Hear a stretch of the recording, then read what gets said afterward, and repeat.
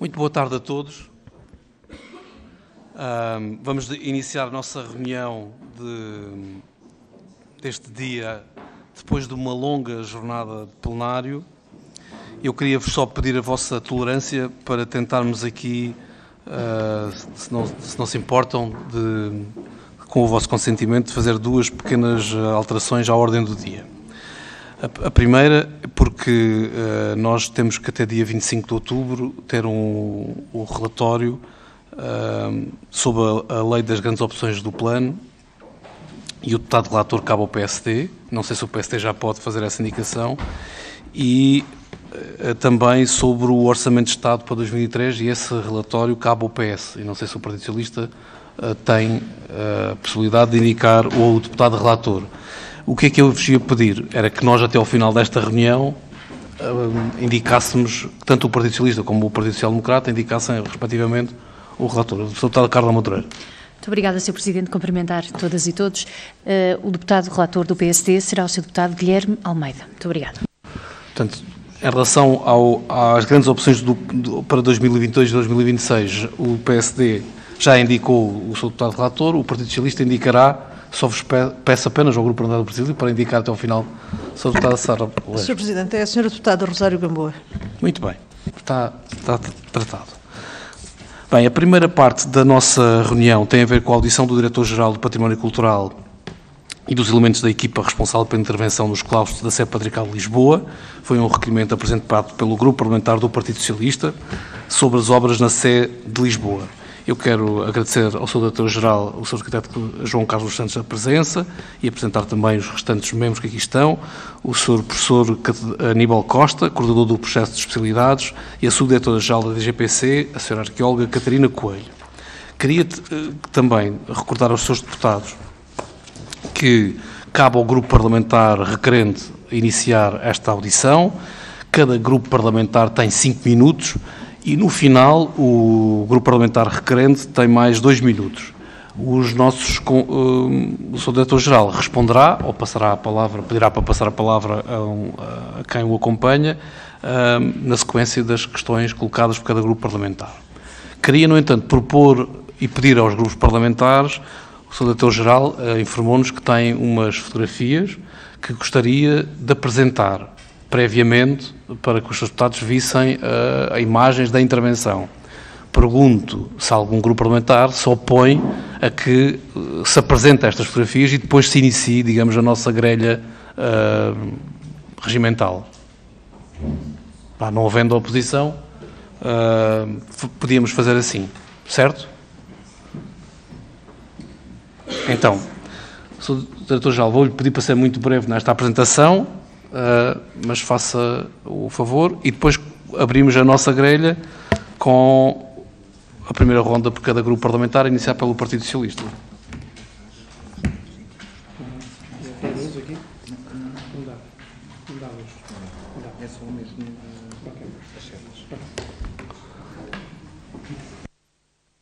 Muito boa tarde e muito obrigado.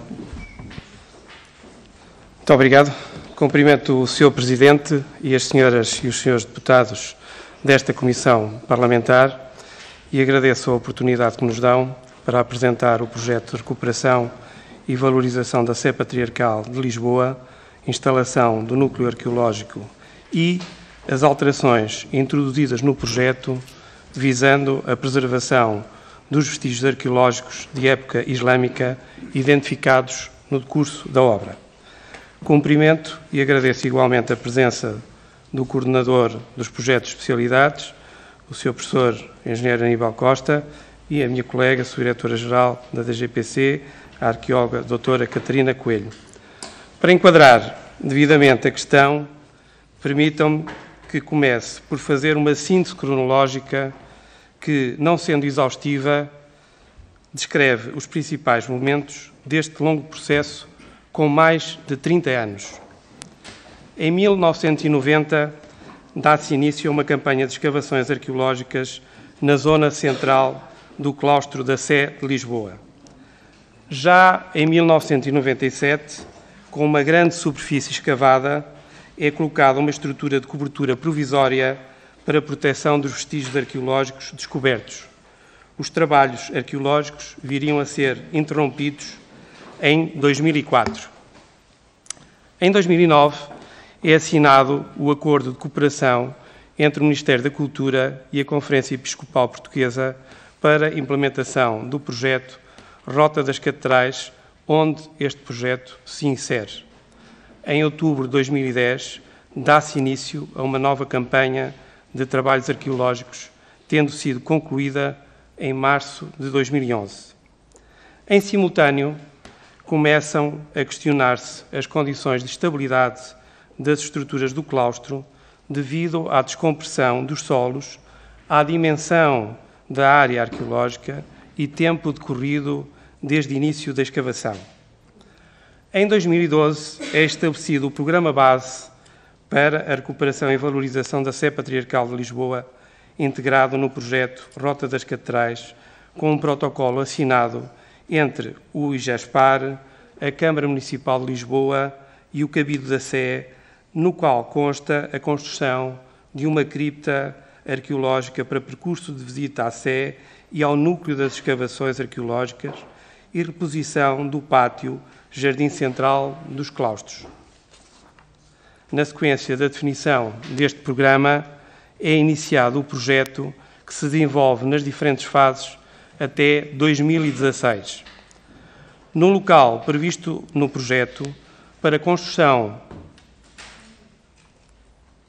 Falta-me aqui um slide, não interessa. No local previsto no projeto para a construção da cripta arqueológica, existia a convicção das equipas de arqueologia de que toda esta área corresponderia a um grande aterro.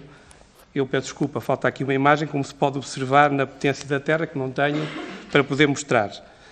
Mas passando à frente, em dezembro de 2017, com base no referido projeto e após concurso público, é assinado o contrato relativo à execução da empreitada no valor de 3.873.000 euros, com uma comparticipação dos fundos comunitários do Portugal 2020 de 1.936.901.000 euros e o restante valor repartido entre a DGPC e o Cabildo da Sé, que é dono de obra, ambos com cerca de 970.000 euros cada.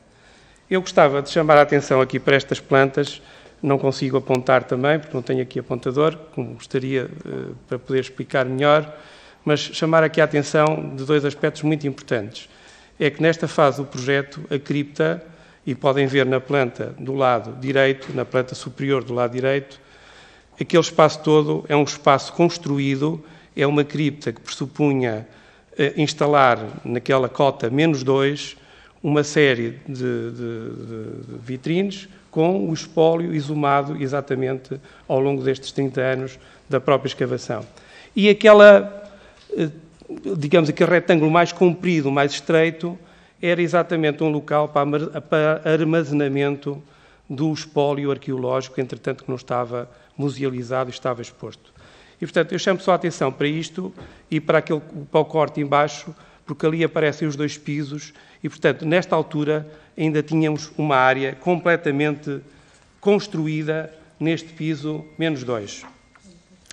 Pronto, aqui eu peço desculpa porque está trocado o slide, portanto, aqui esta ideia era para mostrar também que na área escavada até esta data, o que aparecia do lado sul era um conjunto, uma estratigrafia, uma potência de terra imensa, o que indiciava que, possivelmente, toda aquela área ainda não escavada era uma área de aterro.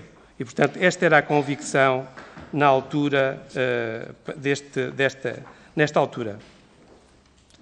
Iniciado o desaterro para a construção da cripta, mantinha-se a convicção da Direção Científica da Escavação de que toda esta área corresponderia a um grande aterro onde se podia observar a fundação do troço mais recente do claustro de Augusto Fuschini, que é este maciço que está ali, uma parte do claustro do Augusto Fuschini, que entretanto foi desmontado para poder ser feita esta escavação e que vai ser remontado no final da obra. Já em dezembro de 2018, a Direção Científica da Escavação informa o aparecimento de novas estruturas arqueológicas, associando esta descoberta à Mesquita Aljama de Lisboa. Estes são os primeiros desenhos da arqueologia sobre esta zona e reparem que nós aqui neste momento só conhecíamos ainda o compartimento 1, o compartimento 2 e parte do compartimento 3. Ali, aquela mancha ali redonda é a cisterna, mas eu gostava de chamar a atenção para este aspecto porque a escavação arqueológica, o processo de escavação arqueológica, é um processo que, neste caso aqui, foi bastante complexo, porque nós não podíamos... A escavação é uma escavação de grande profundidade, temos a escavar a cerca de 9 metros, em alguns casos 10 metros de profundidade, e, portanto, nós não podíamos fazer a escavação toda ao mesmo tempo, e, portanto, a escavação teve que ser feita por partes. E esta foi a parte que nós iniciámos a escavação por esta parte, não sobre uma coisa que chamamos a abóbada do extremo sul, e, portanto, aqui nós só conhecíamos estes 3 compartimentos. Propõe-se, após esta descoberta, reformular o projeto visando a integração das novas estruturas, quer no espaço expositivo, quer no percurso visitável da cripta arqueológica. Decide-se, em conformidade, proceder à primeira alteração do projeto, a que nós chamamos Revisão 1, com o objetivo de integrar e salvaguardar os vestígios arqueológicos identificados no decurso das obras. E, portanto, aqui a azul é o projeto inicial e eu chamo só a atenção dos senhores deputados para olharem para os desenhos que estão do lado direito e perceberem que o compartimento, este compartimento 2 e o compartimento 3 e o compartimento 1 estão ali já desenhados na arqueologia e o projeto já não toca nestas estruturas e, portanto, eram as estruturas conhecidas a esta data.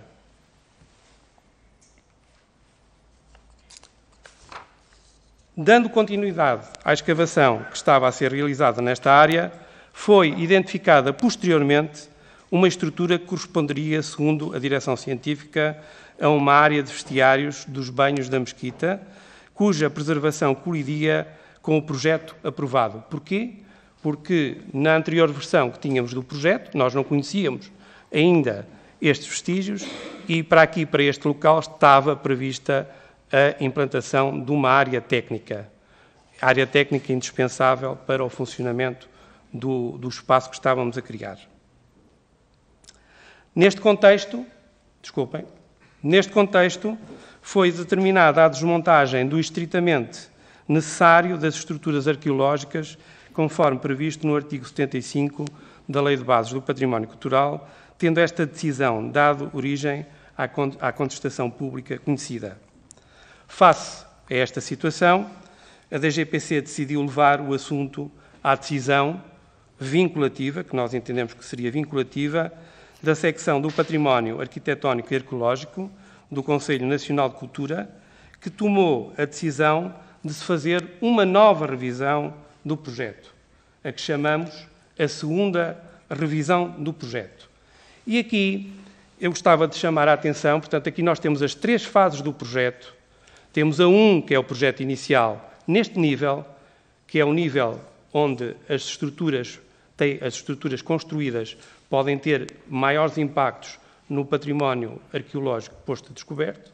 Portanto, temos na imagem 1 o projeto inicial, na imagem 2 a primeira revisão ao projeto e na imagem 3 a última revisão ao projeto. E eu chamo a atenção para quem tem alguma mais dificuldade em ler estes desenhos, notem só aquelas paredes, que são as paredes de betão, que são em cinza, com a trama, elas vão desaparecendo, uma está azul, claro, a primeira, mas as outras vão desaparecendo. E, portanto, todas as estruturas arqueológicas estão ali e, praticamente, digamos, a estrutura acaba por desaparecer na última versão, na versão 3 do projeto. Ou seja, na nossa segunda revisão. A proposta revista e aprovada pela SPA do CNC apresenta uma solução de compromisso entre a necessidade de estabilização estrutural da ala sul do claustro, de modo a viabilizar o seu encerramento e reconstrução dos elementos arquitetónicos desmontados, e a preservação in situ do maior número de estruturas associadas aos edifícios islâmicos ali identificados.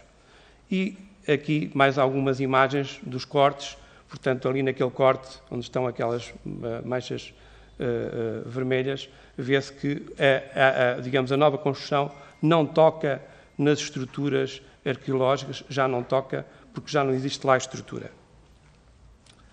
Bom, e as principais alterações que se produziram para se conseguir chegar a esta solução. Portanto, a área técnica, que anteriormente colidia com os arquinhos, aquilo que nós chamamos os arquinhos, foi transferida será construída na zona já escavada para a construção da estrutura de betão que suporta a bóveda extrema, não promovendo assim novos impactos. Portanto, o que é que fizemos? Usámos um espaço já existente, que já estava escavado, para colocar a nova área técnica. Deste modo, será possível conservar in situ a estrutura dos arcos. A sua fruição passará a realizar-se através de uma abertura no pavimento do piso -1, local que permite a observação deste vestígio, cuja cota de implantação se encontra entre o piso -2 e o piso -1. Porque esta é outra dificuldade que nós temos, porque a topografia do local é uma encosta, como sabem, e, portanto, estes vestígios vão se encontrando a diferentes níveis, a diferentes cotas, e daí que não seja possível visualizá-los todos à mesma cota. E, portanto, daí termos necessidade de termos diferentes pontos de observação a diferentes cotas. Parte da estrutura de contenção e suporte da escada já se encontrava executada quando apareceram os vestígios de um muro que já tinha sido parcialmente desmontado pela aplicação do artigo 75, número 1 da Lei de Bases do Património Cultural, a quando da execução da estrutura de betão para suportes à bóveda extrema. Portanto, este é o vestígio do muro que só apareceu posteriormente. Também esta estrutura que apareceu posteriormente, nesta área, será possível proceder à preservação in situ de uma parte substancial da estrutura de canalização e esgoto, já anteriormente alvo de afetação pela cravação da estacaria de estabilização de toda esta área, porque esta área, para ser possível fazermos esta escavação, toda a parte, sobretudo nesta parte da abóbada extrema, está suportada através de microestacas que têm uma grande dimensão, têm quase 9 metros de altura. É quase como, eu vou usar aqui uma expressão para tentar perceber, é quase como ter uma parte do claustro suportada em palitos, em pequenos palitos, e que não era pressuposto estarem tanto tempo nesta situação. Portanto, nós prevíamos acabar e terminar esta obra muito mais rapidamente do que aquilo que efetivamente estamos a conseguir. Também o muro sul do edifício islâmico será preservado, incluindo os revestimentos e as respectivas inscrições que poderão ser, aqui neste caso, observadas de perto. Do ponto de vista da integração dos vestígios arqueológicos recentemente identificados, a par da musealização prevista das ruínas arqueológicas que atestam a larga diacronia de ocupação desta área da cidade de Lisboa, pode concluir-se pelo enriquecimento da proposta que permitirá um maior e muito mais eficaz usufruto público do conjunto patrimonial em presença, proporcionando aos visitantes uma vista cómoda e condições de segurança. Algumas imagens virtuais daquilo que será esta cripta arqueológica, que nós queremos que, obviamente, seja visitada por todos e que usufruída por todos. Quero, por fim, só agradecer a toda a equipa multidisciplinar e às equipas da DGPC o trabalho e esforço na concretização deste projeto. Muito obrigado. Muito obrigado, Sr. Diretor-Geral. Fica feita a primeira apresentação, acho que todos ganhamos com esta explicação.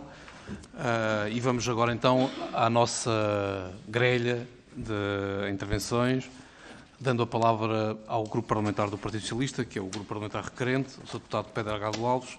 Tem 5 minutos para fazer as questões, colocar as questões que entender. Muito obrigado, Sr. Presidente. Srs. Deputados, em primeiro lugar agradecer ao Sr. Diretor-Geral e à equipa que acompanhou hoje e agradecer também estas notas introdutórias que muito facilitam, digamos, o trabalho da audição e as questões que gostaríamos de colocar, porque efetivamente, enfim, ela nasce no contexto de uma petição que está a ser apreciada pela Assembleia. A Assembleia já teve também a oportunidade de se pronunciar no passado, aprovando uma resolução recomendando precisamente que fosse revisto o projeto no sentido de conservar, tanto quanto possível, os vestígios, entretanto, descobertos nas fases subsequentes das escavações, e já nessa altura se sublinhava nessa resolução, ou nesse texto, a necessidade de garantir elementos que são não necessariamente contraditórios, mas de difícil compatibilização entre si, o que envolve alguma tomada de escolhas. Por um lado, a matéria da estabilidade estrutural do edifício, e algumas das questões que colocaria até se prendem mais com isso e não apenas com a matéria da petição. Por outro lado, a vontade de preservação, tanto quanto possível, no local dos achados, ou, quando não possível, a sua musealização por outra via, mas também o objetivo que, desde o início, desde a década de 90, se propunha a cautelar, que era garantir que o espaço fosse acessível, visitável, musealizado e, portanto, que se cumprissem também os normativos, entretanto, em vigor em matéria de acessibilidade em espaços como estes. Nem sempre é possível assegurar todos estes 4 eixos ou todos estes elementos em presença, mas aquilo que vemos e a evolução que vemos mostra precisamente que alguns deles estão potencialmente em tensão uns com os outros. As questões mais específicas, uma vez que, como digo, a exposição que fez foi bastante útil para o que procurávamos perguntar, algumas das questões já respondeu, designadamente uma que é muito mais, que é bastante visível, ou seja, a diminuição substancial, se quisermos pôr isto de forma coloquial, a diminuição do betão, se quisermos, ou seja, o recuo das estruturas que que constavam das versões iniciais do projeto, que assentavam no pressuposto de que não haveria achados naqueles locais e com o perfil que ali existiriam. Penso que isso ficou evidente ao nível da evolução do projeto, mas aqui perguntava-lhe um primeiro aspecto, que era relativamente à área técnica. Portanto, se a solução encontrada pressupõe que continua a existir a área técnica e se a sua dimensão é ajustada também a este recuo do betão, por um lado, e se também se abandonou ou não a ideia de ter um núcleo expositivo ou uma zona expositiva no próprio espaço, ou seja, para aqueles achados que ali se poderiam eventualmente colocar também e deixar expostos no que vier a ser a zona visitável. Outra questão que teria para colocar, penso que também já me terá respondido, mas já agora, se pudesse ilustrá-lo com a planta, prende-se precisamente com a visibilidade dos achados. Ou seja, uma questão que os peticionários nos colocaram e na qual colocaram bastante ênfase, prendia-se com a construção do piso -1. Ou seja, a escala do piso -1 poder potencialmente ser um obstáculo porque gerava opacidade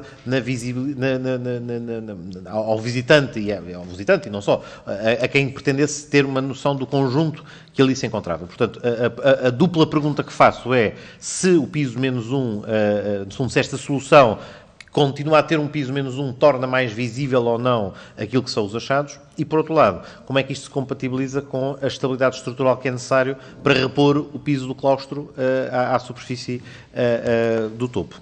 Uma questão que não foi aqui referida, mas penso que também é relevante porque também constava das questões colocadas, prende-se com a eventual existência ou não, por força das normas de segurança e de evacuação, de um acesso por via das cruzes da Sé. A certa altura a questão foi colocada que estaria eventualmente em cima da mesa a existência de um acesso ou uma saída de emergência ou mesmo um acesso para a visita, não através do claustro, mas através das cruzes da Sé, que tem uma cota diferente e, portanto, para quem conhece o local, portanto, pelo lado direito da Sé, se quisermos, de quem está a olhar de frente para a Catedral, portanto, se esse elemento da primeira versão do projeto existe ou se foi removido. E um segundo, também foi uma questão que foi colocada várias vezes, tem a ver com a cisterna. Ou seja, o processo a campanha arqueológica, no fundo, procedeu à remoção do aterro, portanto, isso significa que a cisterna esteve visível como nunca tinha estado. Aliás, a partir de uma cisterna não é visível, em regra, pela sua natureza nós não podemos ver a cisterna, portanto, o anormal é podermos vê-la, isso foi o caso, mas a questão prende-se com a conservação, ou seja, a cisterna está incluída no processo de musealização e da visita, por um lado, e foi ou não necessário proceder a furações na cisterna para a colocação de estruturas e se as estruturas de passagem e de atravessamento, isto é, se os passadiços colocados para a visitação afetam ou não quer a visibilidade, quer a própria integridade da cisterna, uma vez que, como eu dizia, a partir da cisterna está consolidada pelo facto de estar em aterro ou pelo facto de estar morada, desaparecendo essa componente se esse risco está superado ou não. E, finalmente, ainda relativamente a estes aspectos, também o Sr. Diretor-Geral já deu nota disso, as estruturas e, portanto, os elementos, os grafitos islâmicos sobre a sua visibilidade ou não. Penso retirar do que disse que são visíveis e estão integrados no percurso expositivo e, portanto, permitindo ter esta componente adicional que a campanha arqueológica revelou. E agora sim, as minhas duas últimas questões, breves. Uma sobre o relatório do LNEC, já não quanto ao que se passa no subsolo, mas relativamente, precisamente, a um aspecto que o Sr. Diretor-Geral referiu de passagem da abóbada extrema. Portanto, isso já se prende com as estruturas posteriores no claustro dionisino cá em cima e também, eventualmente, os elementos detectados de que havia algumas falhas estruturais ou algumas dificuldades naqueles acrescentos do século XIX do projeto do Fusquini. Ou seja, que a retirada do aterro teria eventualmente deixado teria revelado alguns riscos relativamente à parede exterior do claustro e, portanto, se no fundo está associado a este projeto ou se eventualmente é uma matéria que autonomamente terá de ser ponderada. E agora sim, finalmente, há também uma comissão de acompanhamento consultiva que tem vindo a acompanhar estes trabalhos e perguntava também se nesse contexto esse processo ajudou e até que ponto é que foram sendo acauteladas, tanto quanto possível, as questões colocadas. E agradeço a tolerância, eu compenso nos 2 minutos finais, falarei menos mais adiante. Sr. Deputado Pedro Galdolado, nós aqui cobramos sempre as promessas, os compromissos. Muito obrigado. Tem a palavra o Sr. Diretor-Geral do Património Cultural, o arquiteto João Carlos dos Santos, pedindo-lhe que não ceda, agora sim, os 5 minutos atribuídos. Eu vou tentar ser breve nas respostas, porque, aliás, as questões são muitas e variadas, mas agradeço ter-me colocado estas questões, porque, efetivamente, permitem-me também explicar um bocadinho o que é que nós temos feito. Estes processos de alteração de projetos em obra não são fáceis. Primeiro, porque esta obra é uma obra muito complexa, estamos a trabalhar numa área de uma delicadeza muito grande, porque temos um edifício, por um lado, um edifício classificado, um edifício que tem uma estrutura que não é uma estrutura antiga, não é uma estrutura moderna, ainda por cima é uma estrutura que nós não podemos conhecer em pormenor e, portanto, esta é logo a primeira questão. Portanto, respondendo concretamente às suas questões, relativamente à questão da área técnica, o que é que nós fizemos? Nós tínhamos contemplado um conjunto de infraestruturas de AVAC, ou seja, de infraestruturas de tratamento e acondicionamento de ar, que fomos revendo ao longo do projeto no sentido de as ajustar à nova realidade. E, portanto, a área técnica que nós tínhamos foi relativamente diminuída porque também alterámos o nosso projeto de ar-condicionado. Neste momento, nós já não temos ar-condicionado naquela estrutura, temos apenas tratamento de ar, e temos uma renovação de ar porque é essencial para o funcionamento da própria estrutura.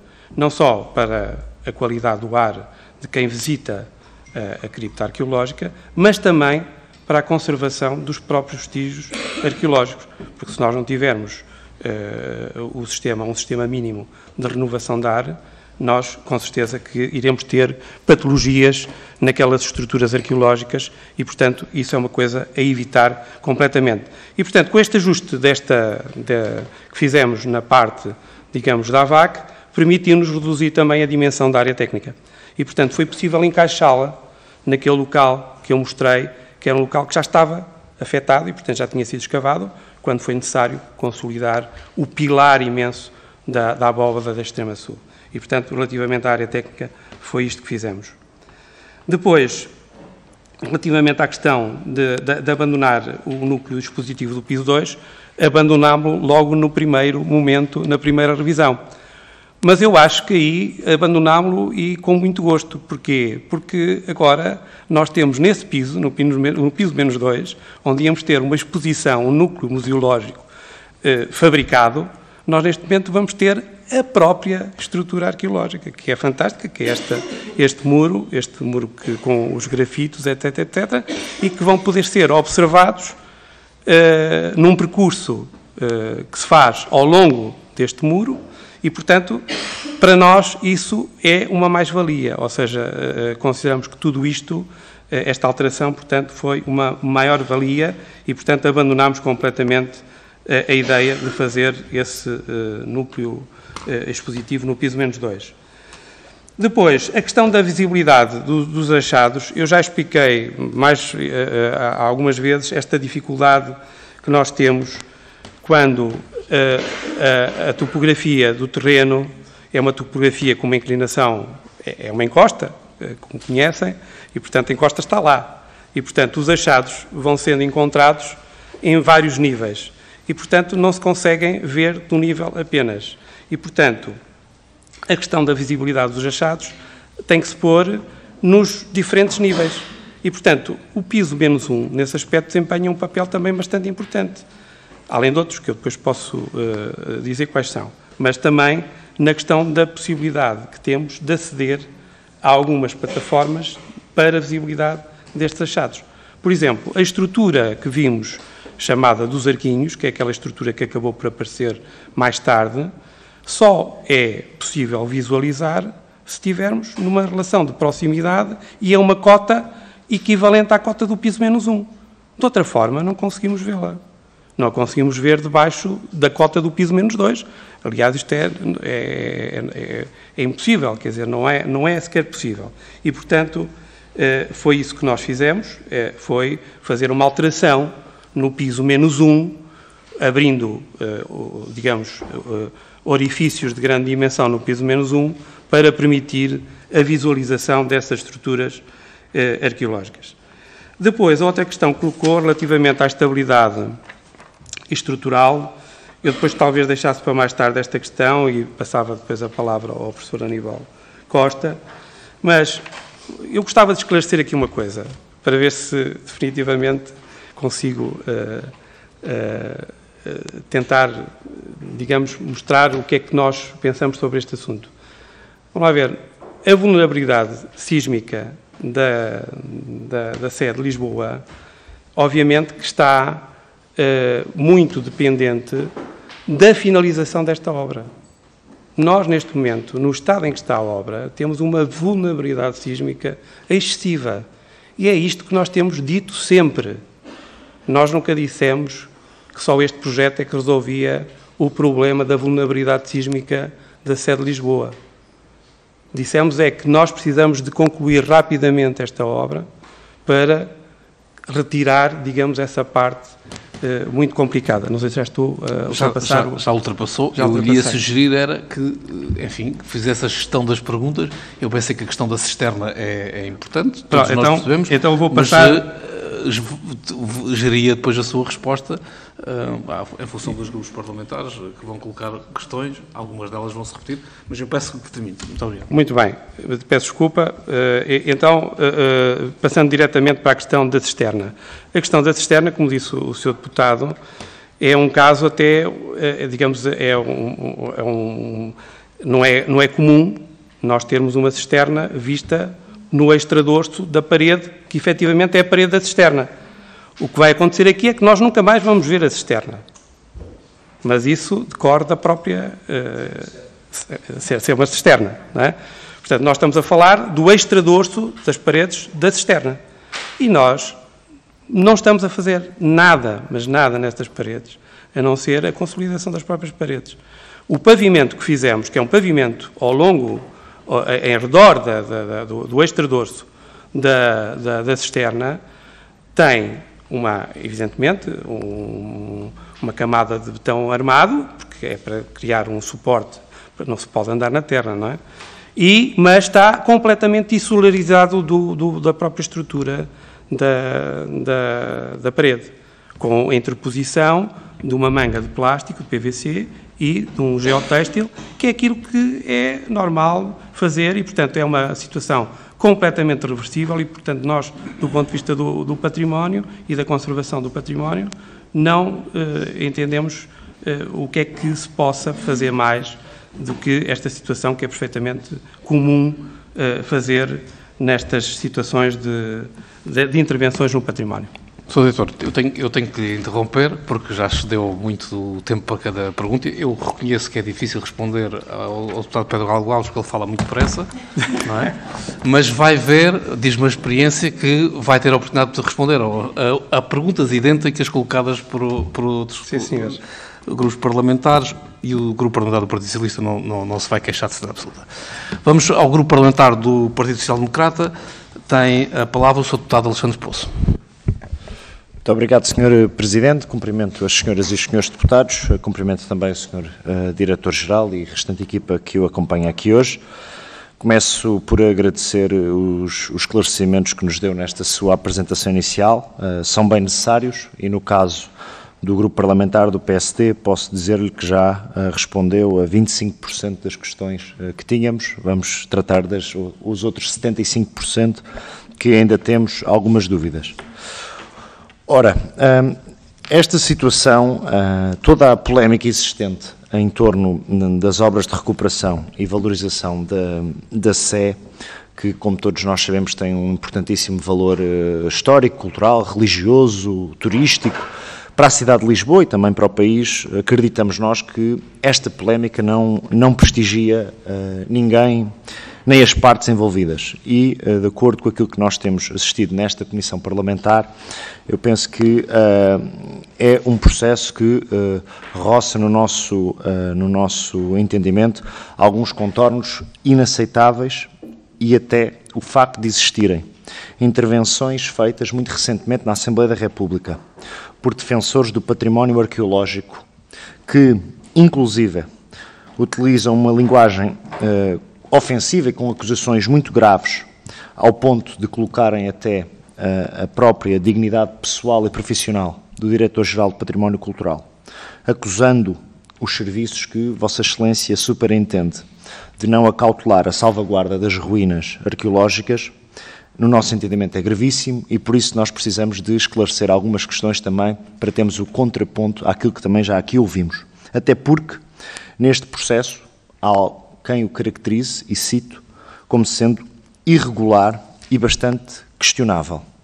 Ora, o projeto prevê não só a salvaguarda do Monumento Nacional, classificado desde 1910, mas também a possibilidade do usufruto, como aqui há pouco já foi dito, dos vestígios arqueológicos descobertos ao longo das últimas décadas, sob o claustro da Sé, vestígios que até então estavam inacessíveis aos visitantes. E têm sido descobertos, ao longo desta intervenção, vestígios arqueológicos de grande importância. Ora, passando para as questões e sendo o mais concreto possível, a primeira pergunta que o Grupo Parlamentar do PSD tinha para lhe colocar é a seguinte. Considera que, face aos vestígios das diversas épocas progressivamente revelados pelas escavações, a DGPC procedeu à realização de alterações ao projeto de arquitetura e de especialidades de engenharia sempre que se revelou necessário? Segunda questão. Quais as razões que levaram a DGPC a emitir, em setembro de 2020, um despacho que previa o desmonte dos vestígios da mesquita, o que aliás motivou um enorme movimento de contestação por parte de especialistas das áreas da arqueologia, da história e da defesa do património, ao invés de avançar com alterações ao projeto de forma a salvaguardar o conjunto monumental das estruturas islâmicas localizadas no claustro da Sé. Terceira questão. A DGPC, ao ser obrigada a reverter esta sua posição, devido ao facto do Ministério da Cultura decidir que, e cito, os vestígios em causa devem ser conservados, musealizados e integrados no projeto de recuperação e musealização da Sé Patriarcal de Lisboa, alterou o projeto de arquitetura, tendo em conta todos os contributos e pareceres das diversas entidades técnicas, científicas e culturais que visam a salvaguarda do património? Quarta questão. Segundo os subscritores da petição pela defesa do património arqueológico nos claustros da Sé Patriarcal de Lisboa, que deu entrada nesta Assembleia no passado mês de julho, a última revisão do projeto continua a prever fortíssimas destruições do edifício islâmico, nas estruturas romanas, no claustro dionisino e na sua cisterna. Ora, por essa razão, defendem uma nova revisão do projeto, anulando de vez o piso subterrâneo, garantindo estabilidade, preservação e total visibilidade de todo o conjunto patrimonial. E eu queria perguntar-lhe, Sr. Diretor-Geral, qual é, no seu entendimento, a justiça desta posição que foi defendida pelos subscritores da petição? Quinta questão. A proposta de classificação ou de ampliação da classificação, no caso, das ruínas da mesquita e do conjunto arqueológico urbano conservado no claustro da Sé Catedral, entregue em 19 de outubro de 2020, encontra-se atualmente em que situação? E, por último, até porque o tempo já escasseia, gostaríamos de saber quando é que prevê que as obras de recuperação e valorização da Sé estejam, então, terminadas e se tem condições de garantir a estabilidade do claustro e que o máximo número de vestígios serão conservados, musealizados e integrados no projeto de recuperação. Muito obrigado pela vossa atenção. Muito obrigado, Sr. Deputado. Sr. Diretor-Geral, o desafio não é menor, é mais pausado, mas o número de perguntas não é menor, mas vou-lhe pedir para tentar, dentro dos 5 minutos de resposta, responder ao Grupo Parlamentar do PSD. Bom, eu talvez agora usasse aqui uma estratégia um bocadinho diferente para ver se eu consigo responder a todas as questões o mais rapidamente possível e a todas. Começando pela última, término da obra, nós prevemos terminar a obra durante o primeiro trimestre de 2023. Sobre a ampliação da classificação, vamos lá ver, eu gostava de dizer aqui uma coisa que é muito importante. Toda a Sé de Lisboa está, neste momento, classificada como Monumento Nacional. Portanto, o espaço está classificado como Monumento Nacional. Ainda por cima, é um imóvel afeto à Direção-Geral do Património Cultural. É propriedade do Estado. Portanto, há um conjunto de circunstâncias que ditam que esta proposta de classificação das ruínas não é urgente, por um lado, e, por outro lado, nós temos o pedido a aguardar a ida ao nosso Conselho Nacional de Cultura para decisão posterior se é ou não necessário classificar estes vestígios, porque, na verdade, não sendo os vestígios conhecidos, não estão classificados, é um facto, mas o facto é que eles estão dentro de uma área classificada. Portanto, é quase uma redundância classificar os vestígios por si só. E, portanto, nós estamos a aguardar. Passando para a outra questão, e eu peço desculpa estar a avançar do fim para o princípio, mas acho que é mais interessante assim. A última revisão do projeto, se continua a prever alguma destruição do património. Eu, como já tive a oportunidade de mostrar, nós fizemos tudo, mas tudo o que estava ao nosso alcance para preservar todas as estruturas arqueológicas que tinham aparecido. Aquelas que já estavam afetadas, infelizmente, não foi possível. Porque, vamos lá ver, quando foi construído o claustro medieval sobre estas estruturas, houve destruição destas estruturas. As estruturas têm naturalmente, essa destruição que nós já não podemos evitar. Agora, nós fizemos tudo e mais alguma coisa para preservar estas estruturas. Neste momento, eu posso dizer aos senhores deputados, a escavação arqueológica está concluída e, portanto, nós estamos a preservar todos os vestígios que, aliás, vão ter a oportunidade, com certeza, de visitar na próxima quinta-feira, salvo erro, quando forem lá. E, portanto, são os vestígios que nós conseguimos salvaguardar e aqueles que não tinham sido destruídos pela construção do próprio claustro. E, portanto, creio que também está respondida essa questão. Depois, a questão que me colocou, se nós incluímos todos os contributos que pudemos nesta revisão. Com certeza que sim, mas não podemos esquecer uma coisa que é fundamental. Um projeto não é só nem arquitetura nem estruturas. É uma coisa muito mais complexa. Há um conjunto de especialidades que são necessárias para que esse projeto seja feito e, portanto, os contributos são atendidos na medida do possível e do projeto que está executado. Nós não estávamos a partir, nem estamos a fazer um projeto do ponto zero.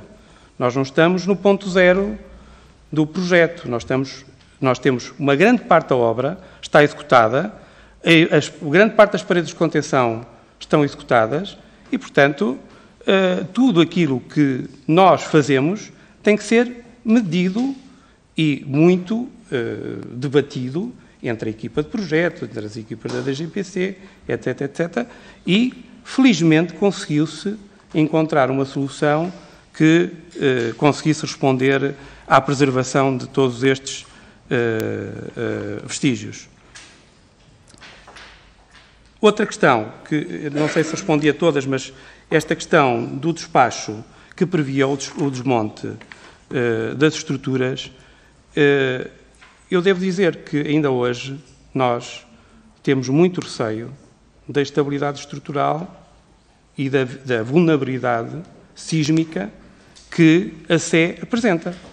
Os seus deputados vão ter a oportunidade de ver a escavação enorme, o buraco enorme que nós temos na Sé e como é que as estruturas estão, neste momento, penduradas, nitidamente.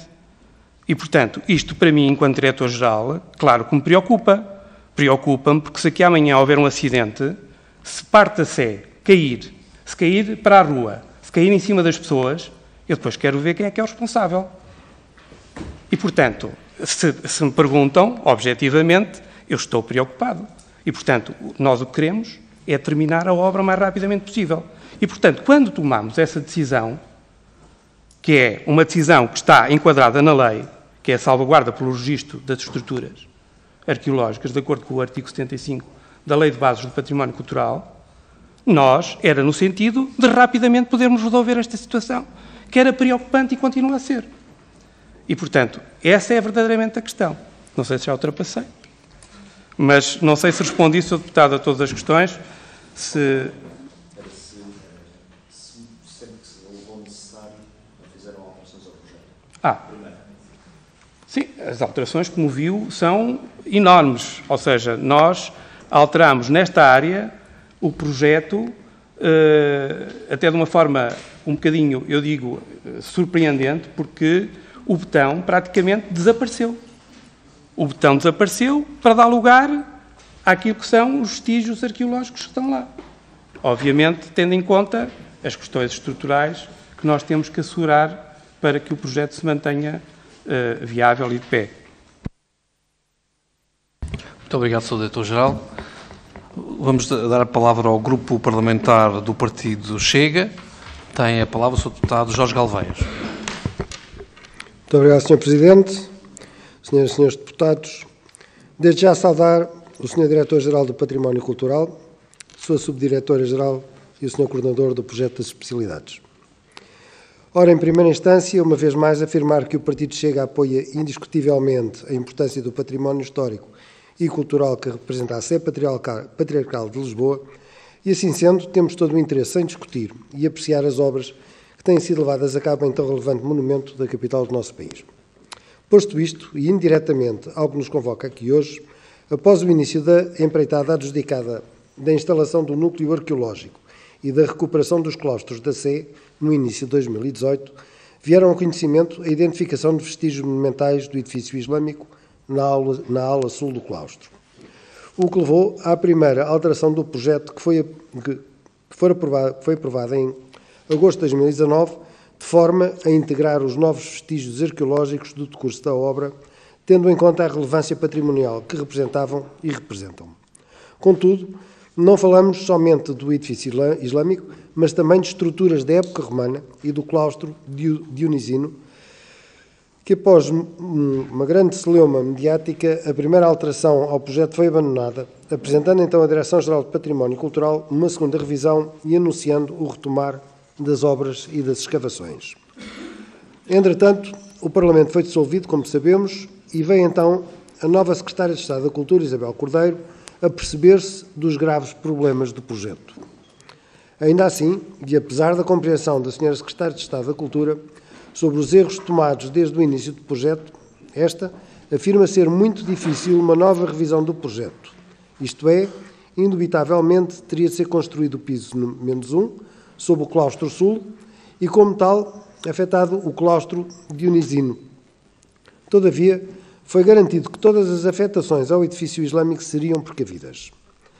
Mas depois da audição em sede desta Comissão aos senhores peticionários do Movimento em Defesa do Património Arqueológico nos claustros da Sé, viemos a conhecer supostas pressões realizadas pela DGPC aos arqueólogos responsáveis pela obra para que, literalmente, crimes patrimoniais fossem perpetrados.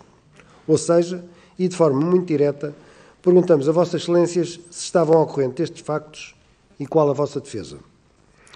Perguntamos também, igualmente de forma frontal, se com o arrancar da última fase da preservação da Sé Patrimonial de Lisboa, estão devidamente salvaguardadas as estruturas arqueológicas do monumento, se o tal piso -1 sobre o claustro irá mesmo avançar e se têm em conta os danos que esta construção pode trazer para o nosso património ou se finalmente trazem a esta casa soluções que salvaguardam na íntegra todo este conjunto patrimonial que representa a Sé. O Partido Chega defenderá sempre e inequivocamente o património histórico e cultural de Portugal. A Sé Patriarcal de Lisboa representa um passado milenar, sagrado e único da cidade de Lisboa, que não pode jamais ser vítima de projetos revisionistas e que melindrem o passado que esta representa. Podem contar com o nosso partido para tudo o que envolva a defesa e preservação do legado histórico da nossa nação, mas podem também ter a certeza de que o escrutínio será máximo, não permitindo a devassa daquilo que nos trouxe aqui hoje. Assim, e para terminar, reitero, tem Vossas Excelências da consciência dos danos que este projeto pode ter para este monumento e peço uma resposta direta. Garantem a total salvaguarda do mesmo? Muito obrigado. Muito obrigado, Sr. Deputado. Dava novamente a palavra ao Sr. Diretor-Geral do Património Cultural para responder ao Grupo Parlamentar do Partido Chega. Muito obrigado.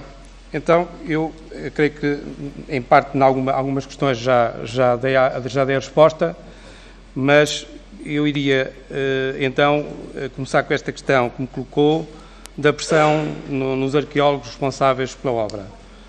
E, sobre esse assunto, eu devo dizer que nós procedemos exatamente como procedemos numa obra, embora seja uma obra, o dono da obra é o cabido da Sé, como referi, e, portanto, nesse contexto é o dono da obra, mas nós não deixamos, de qualquer forma, de proceder como procedemos numa obra qualquer de um particular. E, portanto, seguimos os procedimentos todos que devemos seguir. E a equipa arqueológica que está a trabalhar na Sé tem uma direção científica que é uma direção científica assegurada por duas arqueólogas que são técnicas superiores da DGPC, que é a direção científica, e depois têm uma empresa privada que é contratada pelo empreiteiro e que faz o trabalho de acompanhamento arqueológico que é necessário sob a direção científica das nossas colegas da DGPC. E, portanto, aquilo que se passa, na verdade, é que, como em qualquer processo de obras particulares, há uma hierarquia na DGPC. E, portanto, os arqueólogos fazem o trabalho de campo, submetem as notas técnicas e as notas técnicas são aprovadas ou, sobre as notas técnicas, são feitos despachos de acordo com aquilo que seja a orientação superior da Direção-Geral, que nesse aspecto é vinculativa. E, portanto, foi sempre isto que nós fizemos. Nunca deixámos de fazer esta articulação e, no fundo, ter esta questão que há uma hierarquia que decide. A doutora Catarina Coelho, nessa altura, era diretora de departamento, eu até nessa altura também era subdiretor, com certeza, quando está a referir esses factos, mas nunca deixámos de o fazer. E, portanto, decidimos. E eu acho que aqui é importante também terem consciência de que é importante decidir. Não é fácil decidir. E, portanto, nós temos feito e temos tomado as nossas decisões em função de um conjunto de fatores que muitas vezes ultrapassam a própria análise da questão arqueológica em si, como neste caso, em concreto. Nós tivermos em conta que a fragilidade e a vulnerabilidade sísmica do local é imensa, temos que ponderar o que é melhor em determinada altura, e é isso que nos compete a nós enquanto direção da DGPC. E, portanto, creio que, nesse aspecto, era isso que eu gostava de dizer. Relativamente à questão das estruturas arqueológicas, podem ter a certeza que aquilo que nós podemos salvaguardar, estão salvaguardadas. E, portanto, o piso -1 não toca nas estruturas arqueológicas que estão lá e que vão ver. E, portanto, não há prejuízo absolutamente nenhum da construção do piso -1. E, portanto, vamos mantê-lo com certeza. E, portanto, é essa a ideia. Aliás, como eu fiz questão de reafirmar na apresentação que fiz, ele é até essencial para a própria visita ao local. Eu já disse isto mais do que uma vez, nós não podemos pôr as pessoas a descer uma escada e entrar diretamente numa ruína. Temos que ter algum espaço, de recepção, como há em todo o lado. E, portanto, esse piso -1, além desta componente, é essencial também para isso e para as condições de segurança de visita à própria obra, à própria estrutura arqueológica, como nós pretendemos. E creio que eram as questões maiores que tinha colocado. Não sei se respondi. Muito obrigado, Sr. Diretor-Geral. Vamos dar a palavra agora ao Grupo Parlamentar do Bloco de Esquerda. Tem a palavra, durante os próximos 5 minutos, a Sra. Deputada Joana Mortágua. Muito obrigada, Sr. Presidente. Tinha algumas questões para colocar, Sr. Diretor-Geral. Algumas delas já foram respondidas, mas por uma questão de sequência ou por não estar cabalmente esclarecida, vou colocá-las e depois responderá como entender.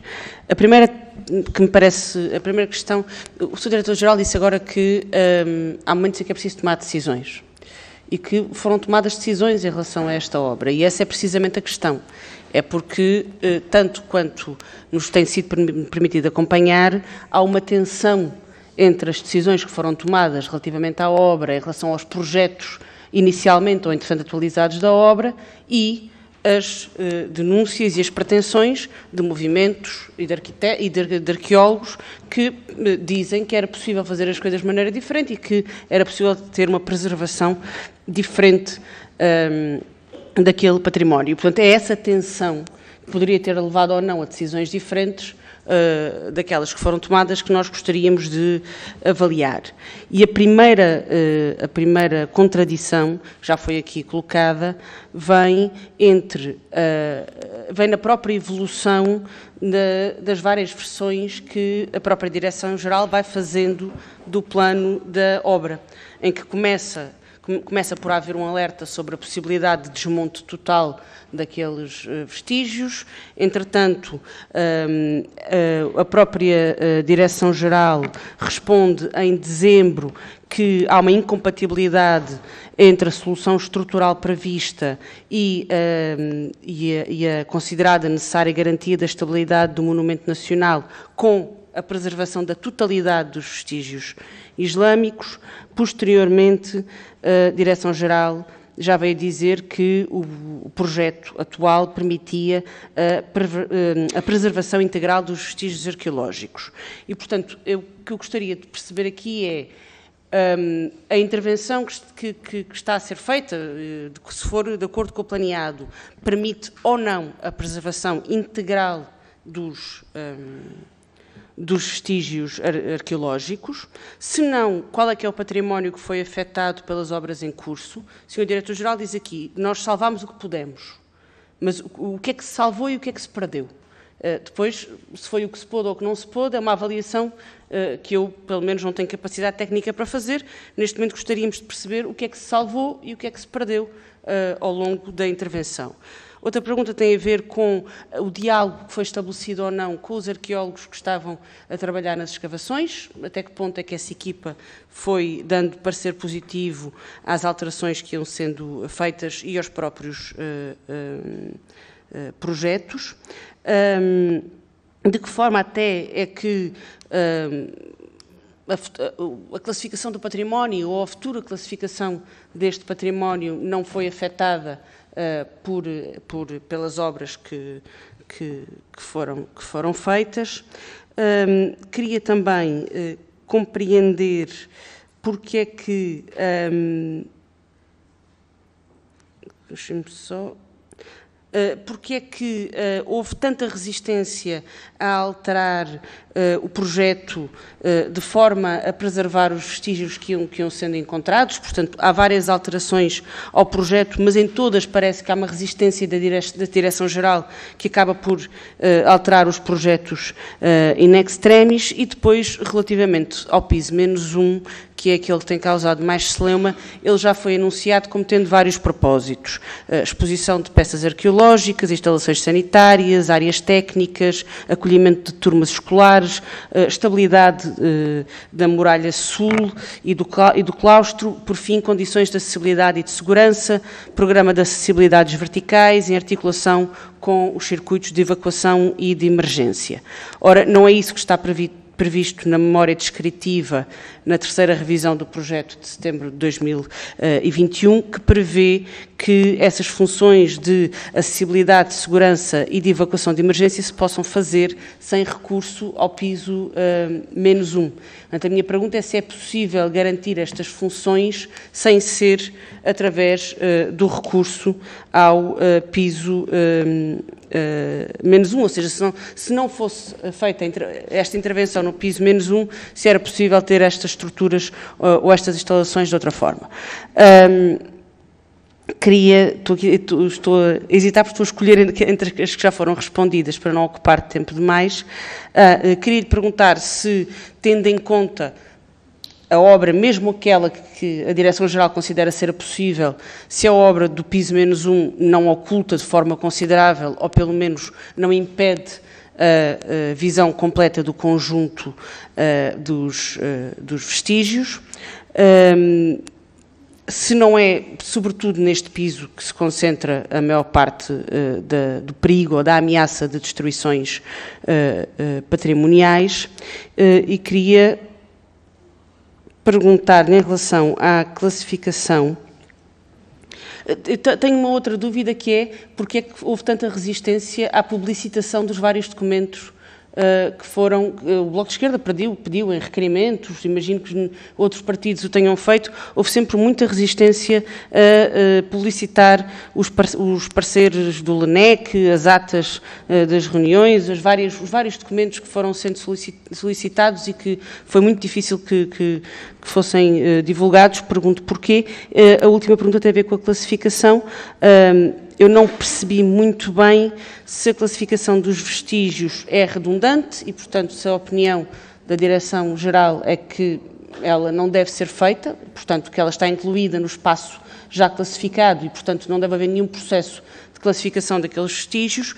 Caso a Direção-Geral considere que é de ponderar a classificação daqueles vestígios porque eles têm um valor próprio, tendo sido o requerimento feito em outubro de 2020 e havendo prazos legais para pronunciamento e as decisões sobre estas matérias, porque é que esses prazos foram ultrapassados? Muito obrigado, Sra. Deputada.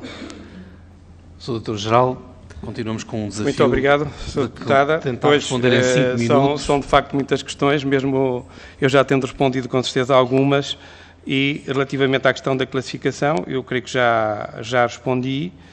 O assunto está, neste momento, endereçado ao Conselho Nacional de Cultura. Haveremos de decidir essa matéria, embora essa seja uma competência do próprio Diretor-Geral. Na altura, o meu colega, que estava em exercício de funções, Diretor-Geral, entendeu remeter ao Conselho Nacional de Cultura.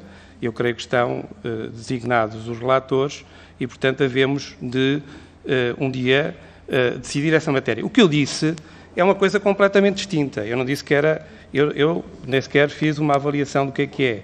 Eu disse é que, neste momento, estando o edifício classificado como Monumento Nacional, sendo um edifício público, estando afeto à Direção-Geral do Património Cultural, quer dizer, é a própria instituição que propõe a classificação, portanto, não me parece que haja uma urgência absoluta em promover esta classificação, porque o edifício já está classificado. E, portanto, é aquilo que eu gostaria de dizer sobre esta matéria. Relativamente à questão e eu isso peço, efetivamente, se houve alguma percepção dos senhores deputados de que nós demoramos a responder ou demoramos a enviar pareceres à Assembleia. Eu peço desculpa, nós vivemos aqui um momento muito particular de Covid, tivemos as equipas todas em teletrabalho e, portanto, isso pode ter coincidido com um momento como esse. O parecer do MNEC, nós tínhamos uma indicação de que, enquanto não se decidisse e estava a ser decidido esse assunto no Conselho Nacional de Cultura, o documento tinha sido solicitado pelo Conselho Nacional de Cultura e, portanto, que é um órgão de aconselhamento do Sr. Ministro da Cultura e, portanto, nós entendemos que, enquanto não houvesse uma decisão sobre essa matéria, não devíamos divulgar o parecer, porque ainda não tinha havido essa decisão. E foi apenas isto. E, portanto, muitas vezes também temos dificuldades em enviar os próprios processos de obra, os desenhos do projeto. São desenhos de grande formato, nós não temos, infelizmente, capacidade nos serviços de fazer cópias de grandes formatos e isso levanta-nos sempre alguns problemas. Portanto, pedimos, evidente, deixo aqui um pedido, desde já, de desculpas de alguma demora relativamente a essa matéria. E não quero, de modo nenhum, que fiquem a pensar que é alguma má vontade da nossa parte, porque não é. Relativamente à questão do piso menos 1, e eu gostava de deixar isto bem claro também, portanto, o piso menos 1 não vai afetar em nada as estruturas arqueológicas que nós vamos preservar e que estão, neste momento, preservadas. Nem vai ocultar, nem, pelo contrário, vai permitir a sua visualização. Por exemplo, a visualização dos arquinhos só é possível se existir uma plataforma a este nível, a esta cota do menos 1. Se não existir, não é possível. Depois, relativamente às outras estruturas que estão em baixo, no piso menos 2, o equivalente ao piso menos 2, essas estruturas vão ser visíveis através de um percurso de visita, um percurso que vai ao longo destes vestígios e que não podia ser melhor, porque é numa relação de proximidade entre as estruturas e o visitante que não podia ser de outra forma, quer dizer, nem melhor nem pior, porque o espaço é relativamente pequeno, é um espaço de uma rua, e, portanto, as pessoas vão poder circular como se circulassem na própria rua e olhar para os vestígios que estão ao lado. E são os vestígios que nós vamos preservar, com os grafitos, com estas coisas, e que vamos, obviamente, tentar musealizar o melhor possível para evidenciar esses pequenos pormenores que, de outra forma, não se verão. E, portanto, eu creio que, relativamente ao piso 2, ao piso menos 1, que é uma questão que tem sido bastante falada, eu acho que é uma questão que não se coloca na preservação dos próprios vestígios.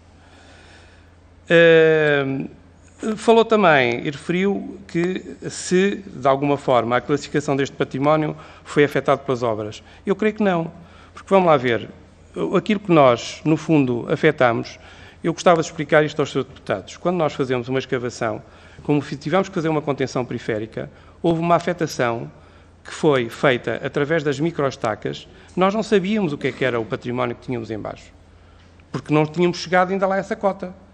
Portanto, fizemos as microestacas e as microestacas, em alguns casos, estão implantadas nestas zonas que agora não conhecíamos, ninguém conhecia. Eu não tenho tempo para ler aqui documentos que trouxe, mas que são documentos verdadeiramente históricos, de 1992, de pessoas que falam sobre esta escavação, sobre aquilo que é a expectativa de encontrar neste local. E todos eles apontam e são comuns e dizem: não é expectável encontrar aqui nada. Tenho aqui 2 pareceres, 92 e, salvo erro, 93, 96. Aliás, são documentos históricos. Eu acho que tivemos a ler à tarde e, de facto, alguns até são muito curiosos porque envolvem pessoas que estavam na altura em cargos e que são importantes. Isto para ver que nós andamos desde 1992, há 30 anos, a tentar resolver este problema. E, portanto, eu acho que é tempo de resolvermos este problema. E, portanto, peço desculpa, Sr. Presidente, já me alarguei com certeza. Sr. Deputado, não sei se respondi a todas as questões. Mas nós podemos fazer a sugestão do Sr. Diretor-Geral enviar para a Comissão todos os documentos que achar relevantes para o escrutínio e para o conhecimento desta situação e nós distribuiremos por todos os grupos parlamentares. Muito bem. Se vamos continuar, dava a palavra ao Sr. Deputado Rui Tavares, complementando, já estivemos juntos no orçamento, mas é sempre bem-vindo a esta Comissão. Sr. Deputado. Muito obrigado, Sr. Presidente, e queria saudar os colegas e as colegas da Comissão de Cultura, o Sr. Diretor-Geral e a delegação da DGPC, e se calhar começaria exatamente pela última palavra que o Sr. Diretor-Geral utilizou, quando dizia é tempo de resolver este problema. Nós não estamos a falar de um problema. Nós estamos a falar de uma coisa boa. Quer dizer, grosso modo, o período islâmico nesta região do país foi 711-1147. 400 e muitos anos, mais de 4 séculos e meio. Noutras zonas do país, mais de 5 séculos. Nós temos vestígios linguísticos, não podemos falar quase 2 minutos sem dizer uma série de palavras em árabe, gastronómicos, na arquitetura vernacular, muito, mas não temos quase nada de arquitetura monumental. Não temos uma mesquita de Córdoba, não temos Granada, não temos e não vamos ter, a não ser que haja algum milagre arqueológico. E isto também não o é. Mas, mesmo que não seja a Mesquita Alhama de Lisboa, é importante. E mesmo que seja apenas o acesso a uma mesquita que não fosse a mesquita maior da cidade de Lisboa é importante. Claro que aquilo que nós vimos há bocadinho ainda com os andaimes, com as estruturas de apoio, com coberturas, não é nem vai ser quando formos lá, ainda não dá a ideia do impacto que pode ter ao leigo. Eu lembro-me de estar em escavações ali perto, na Rua das Pedras Negras, nas Termas dos Cássios, no tempo em que a arqueóloga Lídia Fernandes e o professor Dias Diogo às vezes coçavam a cabeça e diziam: eu não sei se isto é um templo da Era de Augusto ou se é um columbário, ou seja, uma estrutura para pombos. E agora ainda está muito assim, ainda não conseguimos perceber o tesouro que ali temos, mas é um tesouro, não é um problema. E, portanto, mesmo a polémica pública à volta disso, com os seus excessos que naturalmente tem, não é má, é boa. É uma maneira de todos percebermos a melhor maneira de... Quer dizer, temos um bocadinho em Silves, um bocadinho em Sintra, temos a mesquita em Mértola e agora temos o que estamos a encontrar na sede de Lisboa. E, portanto, já muitas perguntas foram feitas e as respostas foram muito interessantes. Acho que há apenas 2 ou 3 coisas que para mim seria importante começar a perceber. Uma tem a ver com aquilo que foi destruído, e atenção quando digo isto, muitas vezes nestas situações há coisas que são destruídas ou porque são desmontadas e voltam a ser remontadas ou porque é inevitável que o sejam. Mas é importante sabermos o que é esse. Portanto, são canalizações, segundo entendo, e o que é que isso significa em termos de se é uma área diminuta, se é uma área maior, se isso pode quantificar. O segundo aspecto tem a ver com a musealização. Para ser sincero, o que vimos aqui, mas é uma opinião, tão subjetiva como qualquer outra, creio que retira espaço, recuo e verticalidade a quem olha para vestígios que são monumentais. Comprime a área, portanto, em que as pessoas vão poder... É verdade, como disse o Sr. Diretor-Geral, e isso é bom, as pessoas vão ter proximidade em relação aos vestígios, mas, por outro lado, as pessoas vão perder a noção, em meu entender, de escala e do que seria o edifício, tanto quanto possível, de poderem imaginar o que seria o edifício à época, que vai ser sempre muito difícil. Aquele teto que me pareceu relativamente baixo, escuro, não há uma maneira melhor de fazer aquilo, ou seja, não é só, e já foi bom, terem-se acabado com paredes e estruturas que cortariam os vestígios do período islâmico e, evidentemente, não poderiam ficar ali.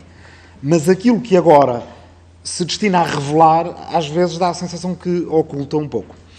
E a terceira pergunta tem a ver com que espaço é que há para um debate público e mais aberto em relação a este assunto, e mais colaborativo, e que ajuda a retirar um pouco da tensão que está no ar em torno deste assunto, porque me parece que há se me permite, alguma contradição em algumas coisas que disse. Por um lado, não há pressa em fazer, portanto, no fundo, o reconhecimento patrimonial, portanto, do que ali está, do ponto de vista legal, mas, por outro lado, há muita pressa em resolver o problema, para o citar, até por causa da sismicidade. A nossa sismicidade não é de ritmos curtos, não estamos nos Açores nem no Japão. Pode sempre acontecer, mas, em geral, é uma sismicidade longa. Pode acontecer amanhã. Podemos ter um 1755 amanhã, mas não tivemos nos últimos 250 anos e há quem diga que entre 500 e 2.500 anos para ter outro. A verdade é, isso não nos pode impedir, sejamos francos, de abrir o debate, se tivermos que o fazer depressa, fazemos depressa, de o colocar em consulta pública e de termos a certeza que isto, que não é um problema, consiga ser discutido de uma forma que ajude a melhorar o próprio projeto. Que espaço é que prevê para que isso possa acontecer? Muito obrigado, Sr. Deputado Rui Tavares, do Partido Livre. Há pouco não mencionei, mas corrijo agora. Sr. Diretor-Geral, tem... Muito obrigado, Sr. Deputado. Bom, eu admitindo isso que disse, que a sismicidade é o que é em Lisboa, mas ninguém nos livra de haver. E repare, a questão aqui da sismicidade, e está aqui o Sr. Professor Aníbal Costa, que aliás pertenceu durante algum tempo, foi presidente, diga-me, desculpe, da Sociedade Portuguesa de Sísmica, e portanto ele poderá, mais do que ninguém, falar sobre o assunto, mas eu não me queria centrar, digamos, muito nesse tema, porque, vamos lá ver, o problema, quando eu digo que vamos resolver este problema, não é o problema daquilo que apareceu, é a conclusão da obra, porque o que apareceu é excelente, é uma mais-valia, é um contributo importantíssimo, é acrescentar história àquela história que já lá existe. Mas nós também não podemos descurar aquilo que já lá existe. E, portanto, existe um claustro dionisino, e eu pergunto, um dos objetivos do projeto é repor a cota do claustro. Repor a cota do claustro significa encapsular as ruínas que estão por baixo.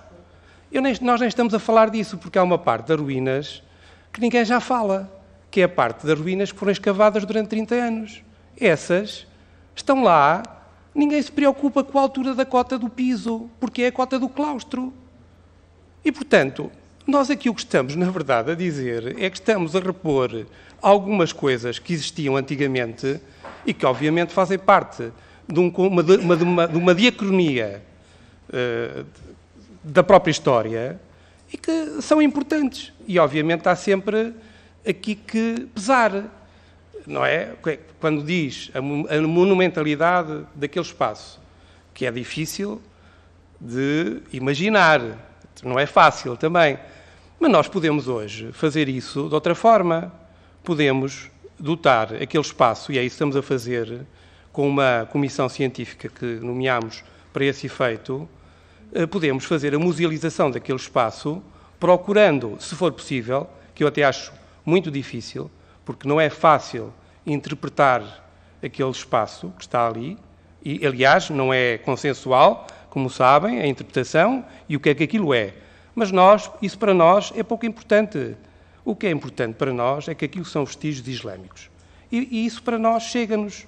E são vestígios islâmicos a preservar. E, portanto, nós podemos, agora, num discurso museográfico, revelar aquilo que provavelmente não conseguimos revelar de outra forma.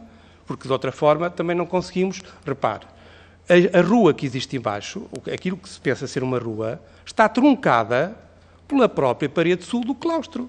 Não vamos deitar a parede sul do claustro para mostrar a monumentalidade da rua. Isso é impensável. E, portanto, é neste compromisso que existe, e esta é a dificuldade do próprio projeto. E, portanto, eu gostava de deixar claro, quando nós dizemos que é um problema, é problema de concluir a obra, não é um problema, os vestígios para nós são ótimos, são excelentes, que apareceram e é um contributo importante, é mais um contributo, aliás, já tinham aparecido na escavação anterior, portanto já havia vestígios islâmicos, como há vestígios romanos, e como há vestígios da Idade do Ferro, e, portanto, é esta diacronia toda.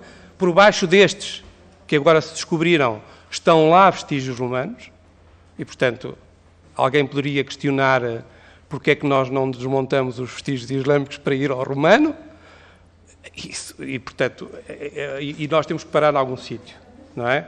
Nós temos que parar em algum sítio e, portanto, decidimos parar aqui, e a nossa urgência é terminar a obra o mais rapidamente possível.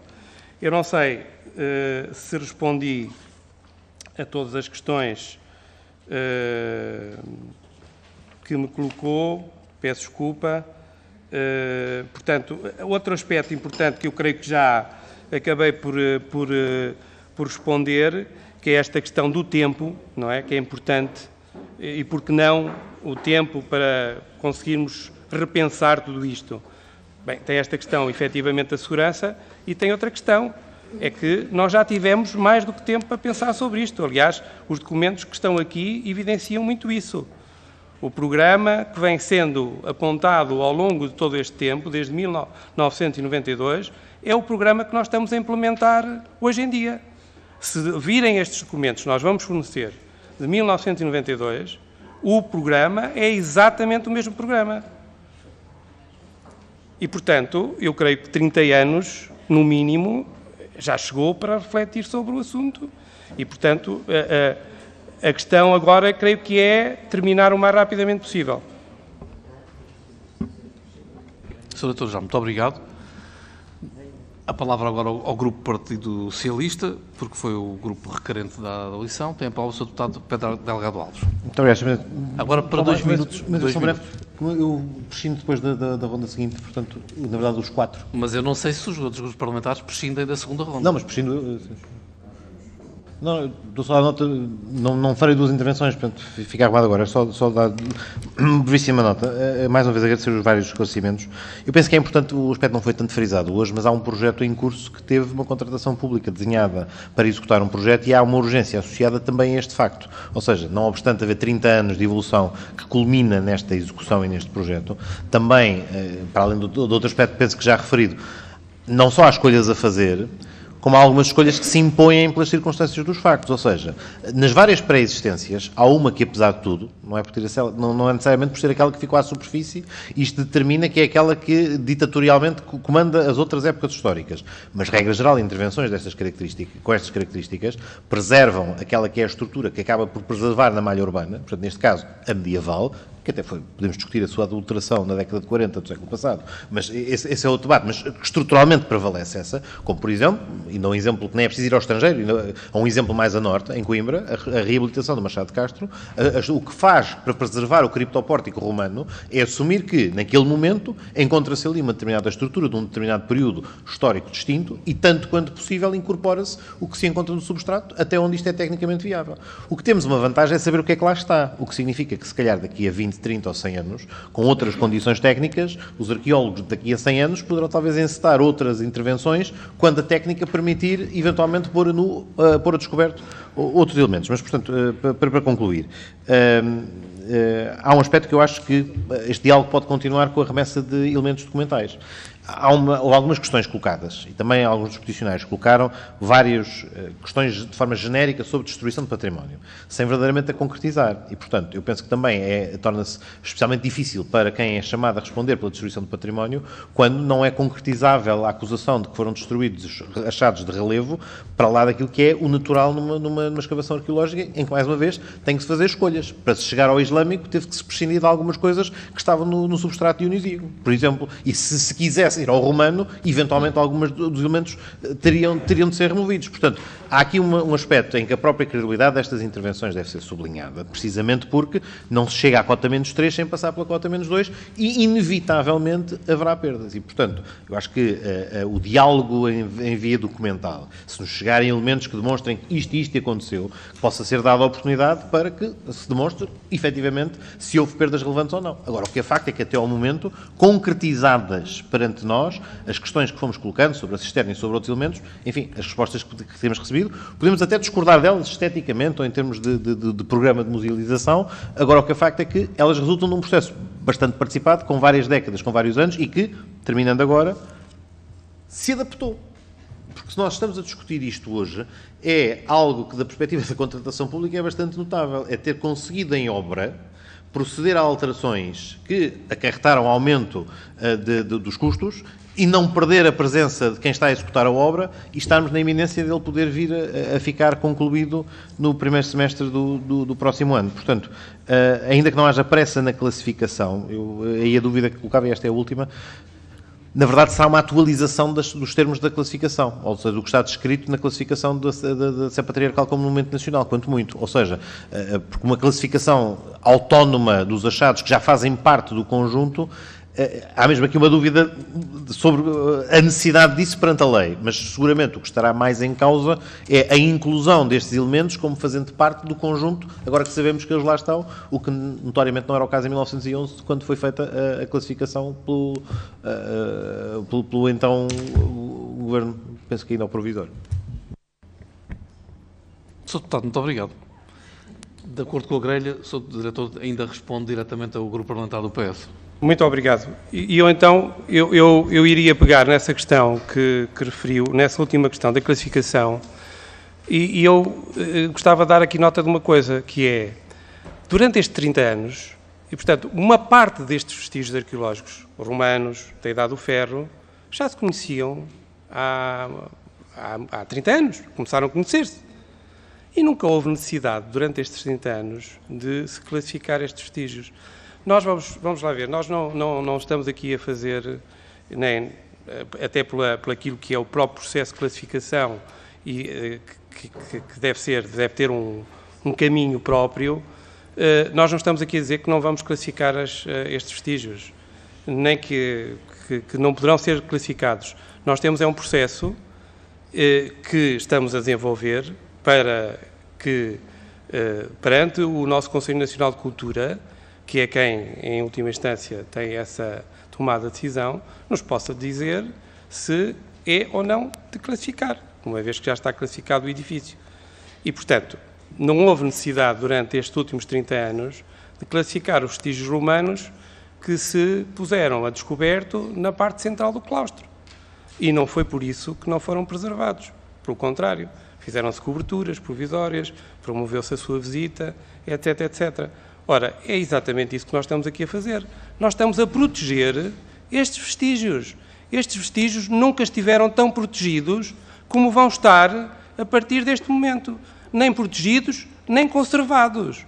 Porque o facto de estarmos a introduzir infraestruturas nesta cripta e estar a criar condições de iluminação, de visitação a esta cripta, é muito importante para a observação e para a conservação destes vestígios. Portanto, eu diria que os vestígios nunca terão uma proteção tão grande como a partir do momento em que nós consigamos concluir a obra.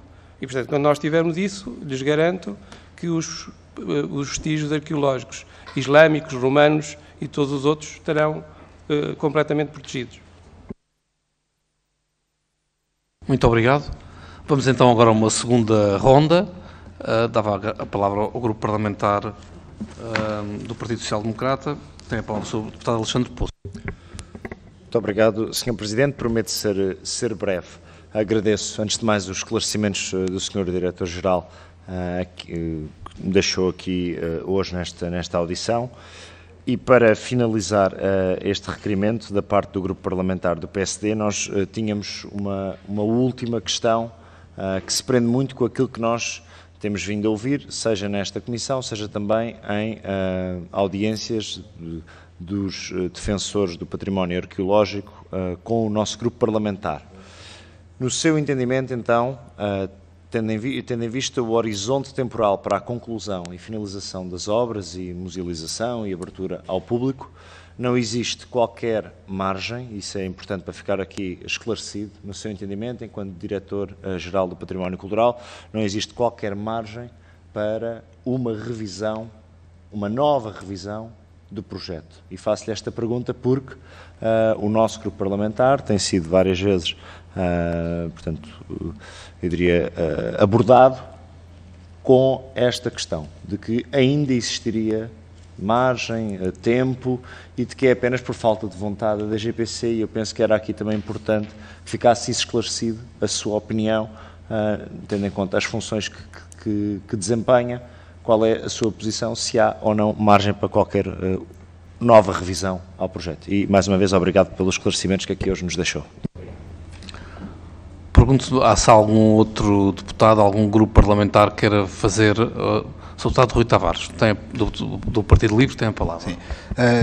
Muito obrigado, Sr. Presidente. É uma pergunta muito curta. Eu também, esta pergunta que acabou de ser feita pelo Sr. Deputado Alexandre Poço é, de facto, crucial. Não precisa de ser muito tempo para se reabrir, de certa forma, o debate público em torno de uma nova revisão, de uma melhoria do projeto.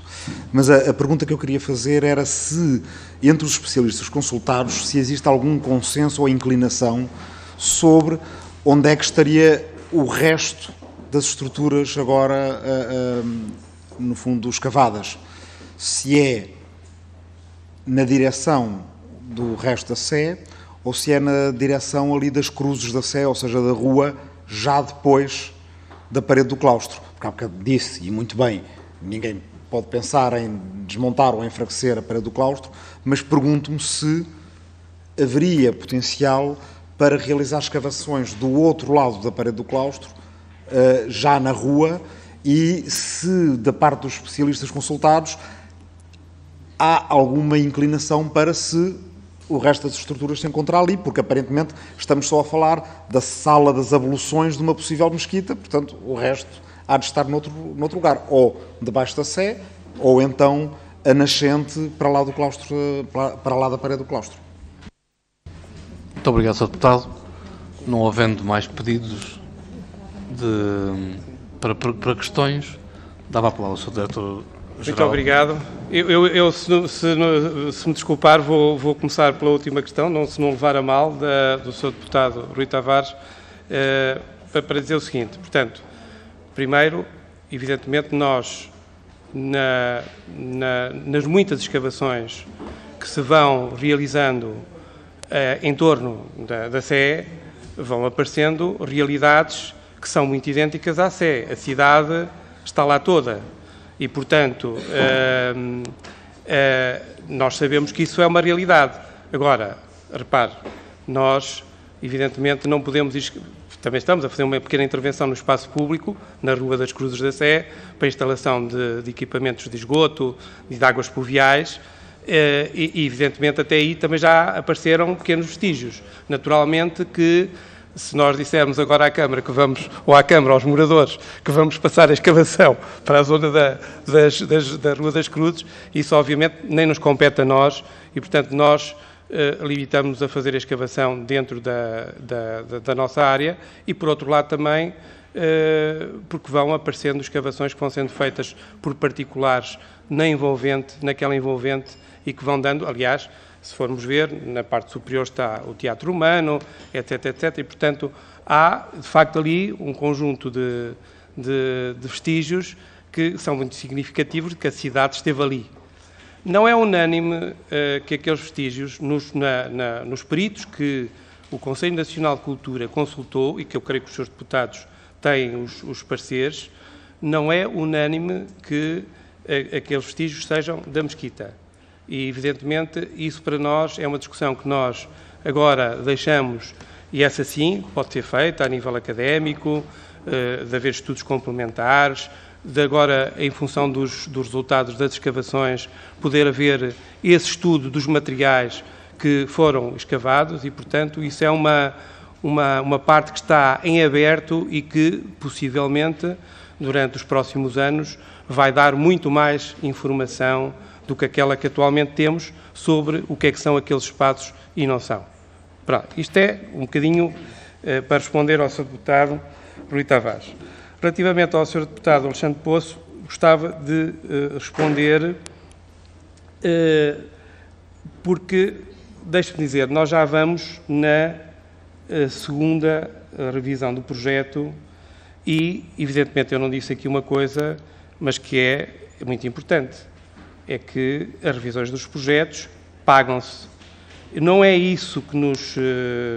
não é... Porque se fosse isso, que fosse o nosso problema, nós não o teríamos feito, mas já vamos na segunda revisão ao projeto e eu gostava de dizer que esta empreitada, que foi, digamos, adjudicada por 3.873.000 euros desculpe, 3.873.803 euros, tem um financiamento do Portugal 2020 e que nós, ainda hoje, esperemos que nada aconteça, mas nós temos, por um lado, um atraso significativo na conclusão das obras e, portanto, isto para os fundos comunitários é muito difícil de explicar e, portanto, nós corremos o sério risco de ter que devolver 1.936.000 euros. Por outro lado, estas alterações que introduzimos, e é para ver o que é que custam as alterações, só de alterações por reequilíbrio financeiro da obra, ou seja, atraso na obra, pagamento de trabalhos a mais, arqueologia a mais, etc., etc., já vamos em 2.200.000 euros, que nós tivemos que negociar com o empreiteiro para o manter na obra, porque meteu-nos uma ação em tribunal, porque evidentemente estava a ser prejudicado. Para dizer também que este acréscimo e esta revisão de projeto e este acréscimo de tempo da fiscalização, temos mais 233.000 euros de fiscalização e mais 276.000 euros de projeto. E, portanto, isto são dinheiros públicos, nós temos um total de alterações de 2.709.000 euros e, quer dizer, nós não podemos andar constantemente agora a fazer mais alterações, quando temos a convicção de que esta última alteração protege integralmente o património que queremos salvaguardar. E, portanto, não havendo mais razão para alterarmos o projeto, achamos que não devemos alterar mais o projeto. Sr. Diretor-Geral, muito obrigado. Eu acho que esta última declaração é uma boa forma de fecharmos esta audição. Recordo a todos os senhores deputados, espero não ter excedido as minhas funções de Presidente da Comissão, todos os deputados, quinta-feira que vem, ao 12h30, podendo haver um pequeno atraso, porque as quinta-feiras de manhã são o dia de reuniões dos grupos parlamentares e, portanto, pode haver um ligeiro atraso, chama a atenção, apela à tolerância de todos para isso, mas ao 12h30 partimos para a visita à Sé de Lisboa. Eu queria agradecer muito ao Sr. Arquiteto João Carlos dos Santos a sua presença e toda a forma como aqui participou nesta audição, respondendo, na minha opinião, a todas as questões que foram colocadas. Quero agradecer a presença da sua diretora Catarina Coelho e também do Sr. Arquiteto e agradecer a presença de todos os senhores e senhores deputados e aos serviços da Comissão e da Assembleia da República num dia muito grande e, aliás, eu quero, não posso deixar de terminar sem partilhar convosco a alegria imensa que tive da última iniciativa da Comissão, do colóquio que fizemos sobre direitos de autor. Acho que estamos todos de parabéns, a começar pelo partido que propôs, o grupo parlamentar que propôs o encontro, mas também agradecer aos serviços da Assembleia que fizeram com que nada faltasse. Muito obrigado a todos.